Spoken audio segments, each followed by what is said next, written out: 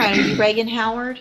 Yes, ma'am. And Ms. Howard, you're in cause number 22-39924 on probation for deadly conduct, discharging a firearm, given a 6-year deferred probation, June 10th of 2024. Motion to revoke was filed. Entered pleas to counts. Looks like 1 through 9, and then 11, 12, and 13. I've received an updated pre-sentence report. Has everyone had an opportunity to review that report? Defense has, right? Any additions or corrections? I just argument, you know, off mistake. Hold on a second.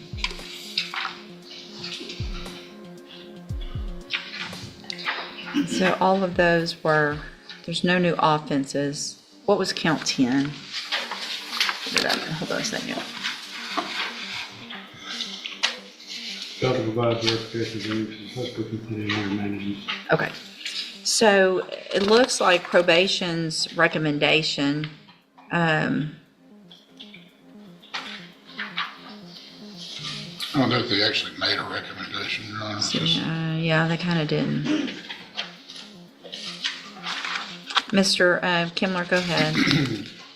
Your Honor, Ms. Howard has struggled on probation, and I say that really, it is a kind of a polite way of saying she really hasn't done a whole lot while she's been on probation, except test positive for THC and alcohol.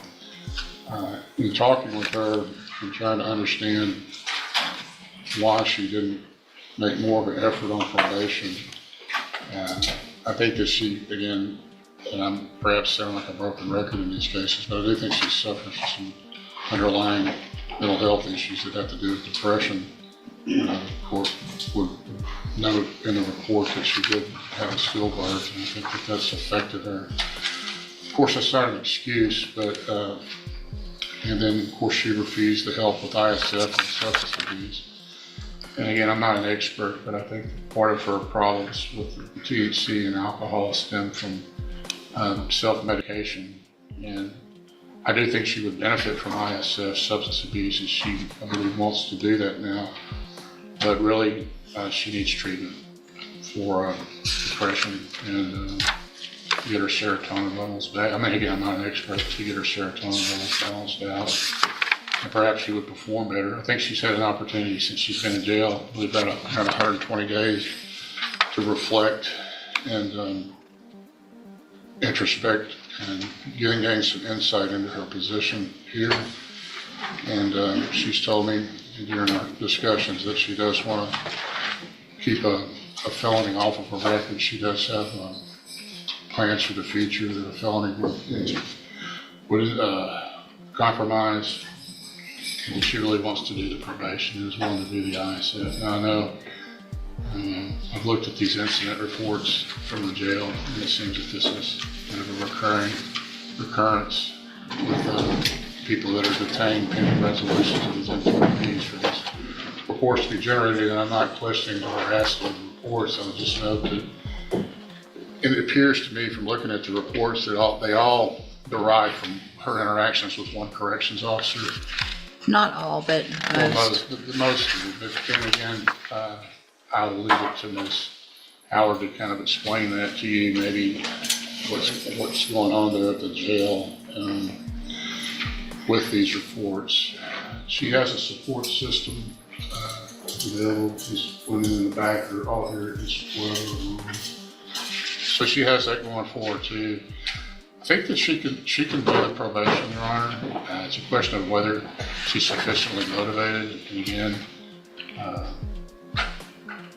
well, why didn't you go to ISF? Why did you?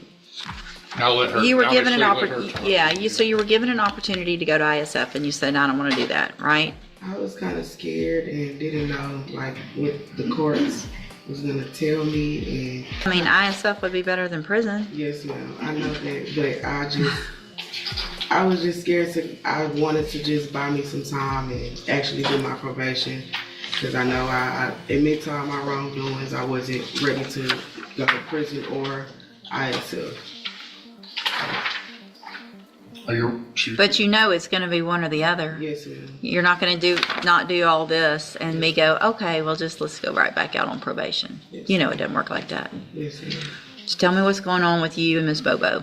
I'm not gonna say she picks, but it's a lot of picking going on with that officer. Do you think if you, from day one, were just following the rules, Yes, ma'am. that you probably wouldn't have that issue? Yes, ma'am. You know what I mean? Yes, ma'am. So, from what I can tell, from the time you got in there, you didn't follow the rules right. Yes, ma'am. She got frustrated, and then it's all right. Well, I don't want her to interrupt you. It's okay. She got frustrated probably pretty quick because her job is just to try to make you guys follow the rules. When you're not, then they're gonna pick because you're still not following the rules. Yes, ma'am. You know what I mean? So if you did that from the beginning, she wouldn't have been watching you more closely. She wouldn't have been worried maybe so much. But if you continue to break the rules, it's her job to enforce those rules. That's not picking, right? Yes, ma'am. That's enforcing the rules. She's just there to do her job. And I know there's a lot of females in there that don't have a stack of write-ups like this. Yes, ma'am. They don't call officers bitches. Yes, ma'am. You know? We're looking at 2 weeks ago. Bitch, you've been waiting all day to just write me up. That's after all these pages of the other incident reports. She probably is waiting to write you up because she knows you're not going to follow the rules. Yes, ma'am. Okay? Mr. Smith? Judge, it's seems like deja vu all over again. She has an issue with apparently cocaine, THC, and alcohol. She was offered a chance to take care of that, and she basically said, no, I'm not going. I don't want to go. I don't need help. Do you think you need help? With my depression, I don't think I have a drug problem. You don't? So you're on felony probation and you're using drugs, knowing it could send you to prison, Yes. and you don't think that's a problem? It's a problem. Okay. Yes. She was using THC up until the day before she was arrested. I think she's saying that now just so that she doesn't wind up going to prison. I don't think it's going to be effective enough. Thank you, Mr. Smith. So I don't disagree with Mr. Smith.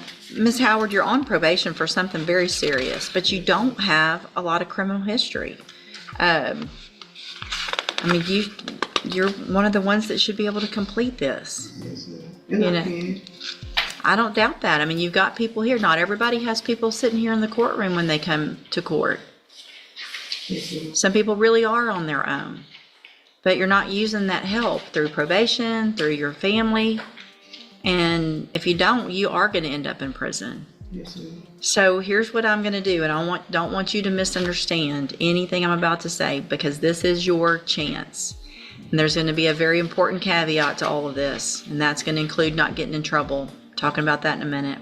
We're going to find that you entered your pleas of true to count 1 through 9 and 11 through 13 freely and voluntarily. Find those counts true. Yes, ma'am. Find sufficient evidence to find you guilty and revoke your probation. I'm not going to do that today.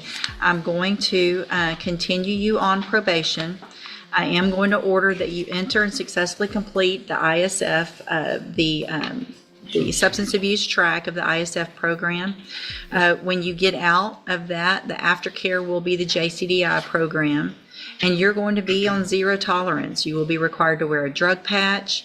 If that drug patch comes positive, you're right back in here and you're looking at go to prison for up to 10 years. Just that simple. Now, here's probably what's going to be the hard part. If you get another write-up, it is going to be a condition of your probation that you not get another write-up. Yes, ma'am. So you're going to be in our jail for a couple of weeks before they send you to ISF. You better figure out how to stay off Miss Bobo's list, Yes, ma'am. whatever it takes. You do every single thing you're supposed to. Just be quiet. Just be quiet for 2 weeks. Follow every single rule to a T, because you may not ever get out of our jail. I will check, and if I get a report, you will be back in here before you ever get to ISF. If you get to ISF and there's somebody that you think's picking on you, and you get incident reports there. Same thing. So it's time to figure out that at least while you're in custody, you got to do what everybody else says. When you're out of custody and you're not on a felony probation, then you get to follow your rules. Until then, you're on all of these rules. And it's not always you eat when they tell you to eat. You go to bed when they tell you to go to bed. You wear your jumpsuit the way they tell you to wear your jumpsuit. You don't talk when they tell you not to talk. You don't sit on a bunk when you're supposed to stand. All those things. It's like being treated like a kid, but that's what happens when you are on a felony probation. Does that make sense? Yes, ma'am. All right, so I hope you take advantage of this and make the turnaround that you're talking about. Because again, when you come back, I'm going to see all of this, and I'm probably going to wonder what I was thinking. And Mr. Smith here is going to remind me that he argued against this, and he had every right to today. Does that make sense too? Yes, ma'am. All right, I'm going to hand you the trial court certification. This was not an agreement. You can talk to Mr. Kimler about your rights. All right, you can get, oh, yeah, sorry, if you'll put that on top. If you'll sign that real quick, saying you got a copy I of don't know if it. there's any, put this in probation, but maybe a referral to spinal tap when she gets. I would, they can do, if you'll put on there for a mental health evaluation and any recommendations for treatment. Yep.